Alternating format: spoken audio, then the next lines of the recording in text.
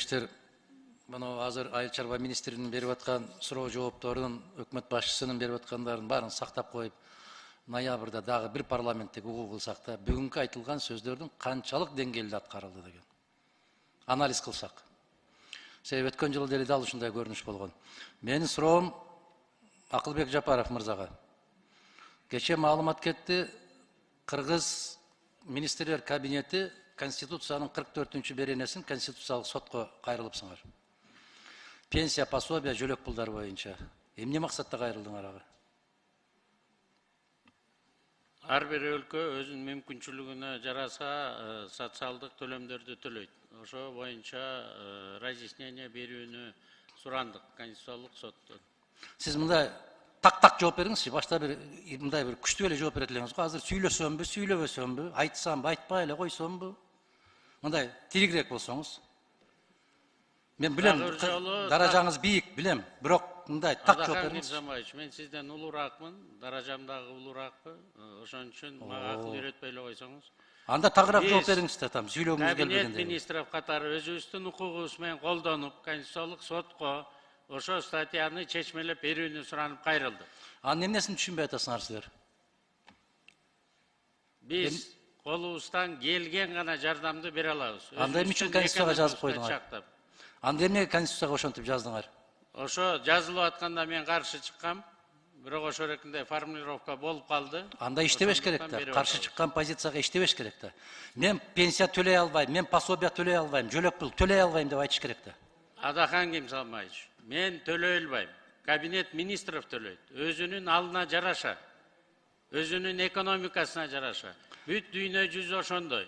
Прожиточный минимум жыл сайын өзгөрүп турат.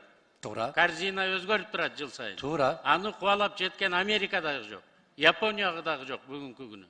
Ошондуктан, эгерде ошондо кызыгандуулук кылып, биз анда да 6-чагылыштын депутаттары ушул жерде алып атканбыз, ошо формулировкасын чыгарып атканда. Кыскача айтканда, референдумдан алгандан кийин так маалымат болуш үчүн биз өзүбүздүн укугубуз менен колдонуп, Конституциялык сотко кайрылдык.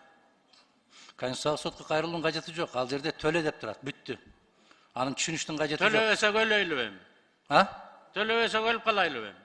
Төлөй албасаңар иштей албайбыз дегиле да.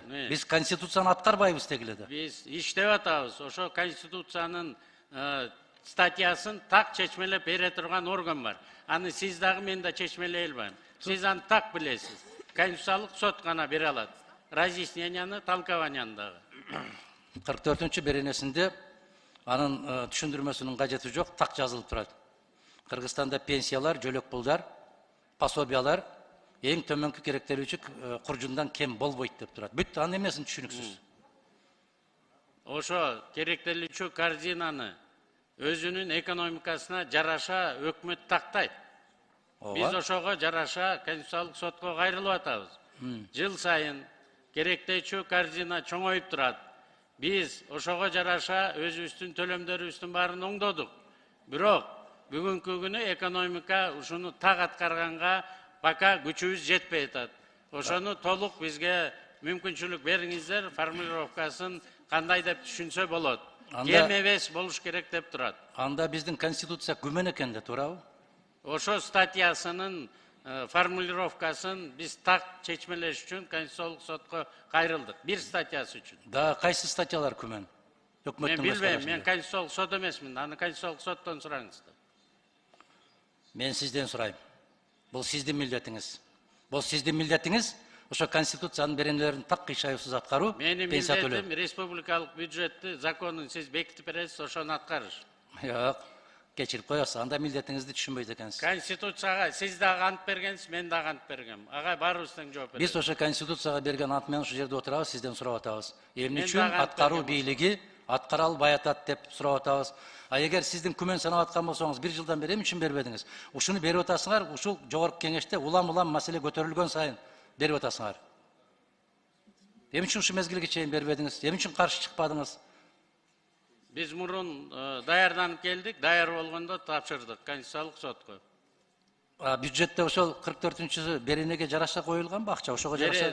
Ошого аракет кылып атабыз. Ошон үчүн пенсионерлердин айлыктарынын баарын биз көтөрдүк. Эң төмөнкү пособиялардын баарын көтөрдүк. Эң төмөнкү керектөлүүчү курчун канча азыр бүгүн Кыргызстанда? 6800. Эң төмөнкү пенсия канча? 1200-ге чейин жетет. Мына көрдүңүзбү? Айырмасы 5000ден Эмне үчүн ал болгон?